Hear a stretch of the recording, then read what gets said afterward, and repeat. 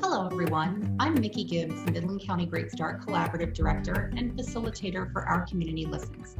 Today, we're going to look as parents at the difference between acceptance and agreement and why acceptance is so important with our child. We're going to share some parenting skills that may be new to some or a refresher for others to help us now and in the future. As with everything we do as a parent, we are helping our child's brain develop. A child's brain is not fully developed until about age 22 to 24. As our child develops and grows, our primary goal is to strengthen connection with our child because strong connection helps in whatever situation we find ourselves. Today, let's take a few minutes and look at the difference between acceptance and agreement and how this can impact our relationship with our child. A child or teen's self-acceptance comes from others' acceptance of them. Take a minute and think about when and maybe with who you have felt accepted in the past. How did you feel around that person? For me, it was my grandmother who passed away this last year. She was the person in my life that made me feel accepted. She was empathetic with my feelings, she honored my choices and opinions, and she identified with the things I valued in my life. We were somewhat similar creatures, but her acceptance went well beyond the ways that we related to one another. The acceptance I felt from her was unspoken, but I could feel it in our interactions. So how did she do that? And how can we do that with our children? What is acceptance? Acceptance is not agreement. Acceptance is something we need to practice intentionally to really master. It is a mark of growth as a parent and can change as your child ages.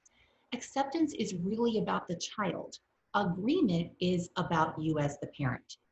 To be honest, I often have a need to be right or be correct. Agreement can surface for me, and it is where my brain will naturally land. To be accepting means that I need to change the conversation in my brain, and that takes practice. So what does this look like in everyday life with our child or teen? Let's look at some examples. One way to accept your child is to separate a behavior from the child and their feelings or needs.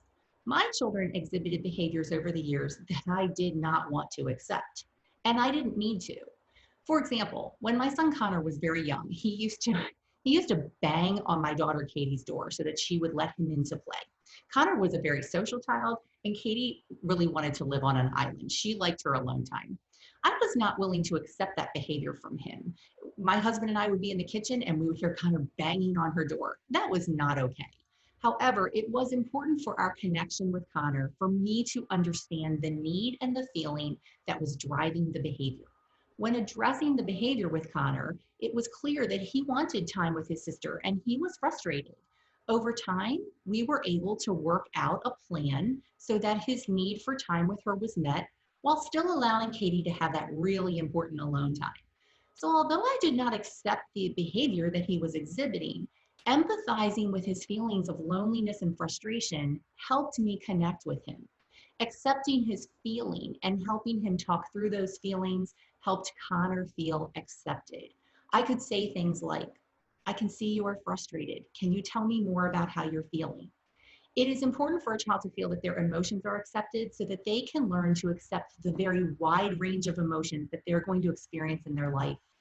It is about the child, not the behavior. The behavior can be addressed. The emotions and needs can be accepted. Another way we can accept our child is to accept their ideas and solutions around a problem.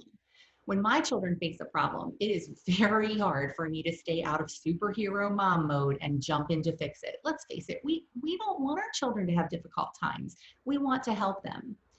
But I could say, it sounds like you've been thinking a lot about this and have some ideas on what you want to do.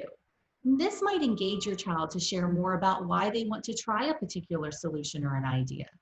Even when we're relatively confident that our child's idea will not work, accepting their creativity and idea teaches them to learn from their own trial and error, and it strengthens problem-solving skills in their brains. It's another form of acceptance of your child. And finally, we can practice acceptance with our child or teen's choices as they grow older. Recently, my husband and I have been discussing politics with our 19-year-old daughter. I don't know about you, but I always envisioned that my children would have the exact same political views that I have. And that's not always the case. In those discussions, it is important for me to refrain from sharing my views right off the bat. I can listen to her ideas and views and appreciate her as she explores her options. I could say something like, wow, it seems as if you've been thinking about this a lot. Tell me more. Believe me, if she wants my opinion, she will ask for it. When practicing acceptance, keep focus on your child's emotions and ideas.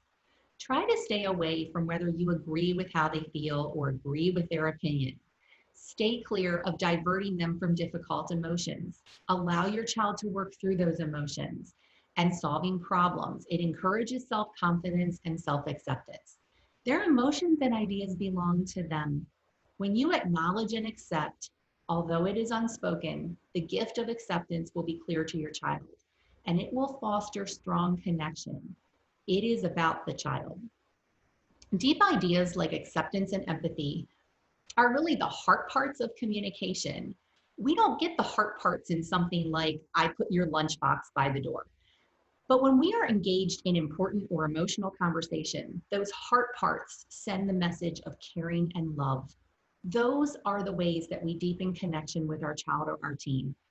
I have to tell you, my children are 17 and 19. And if I think back over the years to any sort of age stage that they were in, I'm pretty sure I can't remember more than one or two areas with which I strongly disagreed with my children.